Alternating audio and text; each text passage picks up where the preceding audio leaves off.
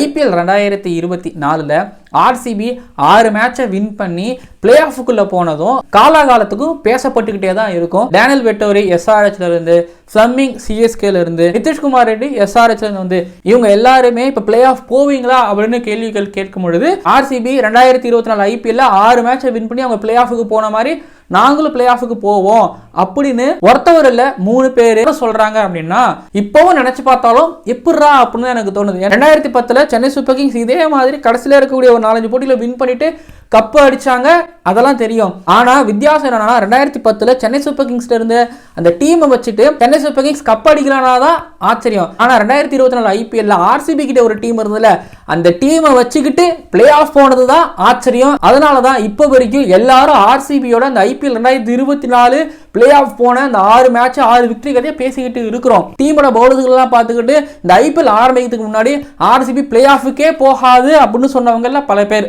அப்புறம் இன்னொன்னு சொல்லுவாங்க, CSK கிட்ட வின் பண்ணிட்டு செலிப்ரேட் பண்ணாங்க அப்படின்னு எல்லாரும் கிண்டல் பண்ணிக்கிட்டு இருப்பாங்க. உலகமே இது நடக்காது, இது முடியாது அப்படின்னு சொல்லும் போது நடத்தி காட்டி அதை முடிச்சு காட்டும் போது அது சாதனை தான். CSK ஜெயிச்சதால மட்டும் கிடையாது, CSKங்கிற ஒரு பெரிய டீமையும் ஜெயிச்சு 6-6 ஜெயிச்சோம், பிளே ஆஃப் போயிருக்கும் அப்படிங்கறதால தான் அன்னைக்கு ஆர்சிபி பிளேயர்ஸோட கொண்டாட்டமோ ஆர்சிபி ஃபேன்ஸோட கொண்டாட்டமோ அன்னைக்கு மட்டும் இல்ல இப்ப வரைக்கும் இருந்துகிட்டு இருக்கு.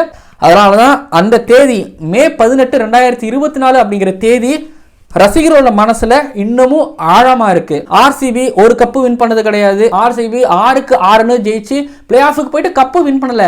இன்னும் தலைமுறைகள் கடந்தாலும் ஆர்சிபியின் இந்த 6-6 விக்டரி அப்படிங்கிறது எல்லா அணிகளுக்கும் ஒரு இன்ஸ்பிரேஷன். ஸோ ஆர்சிபினாலே மோட்டிவேஷன், இன்ஸ்பிரேஷன்.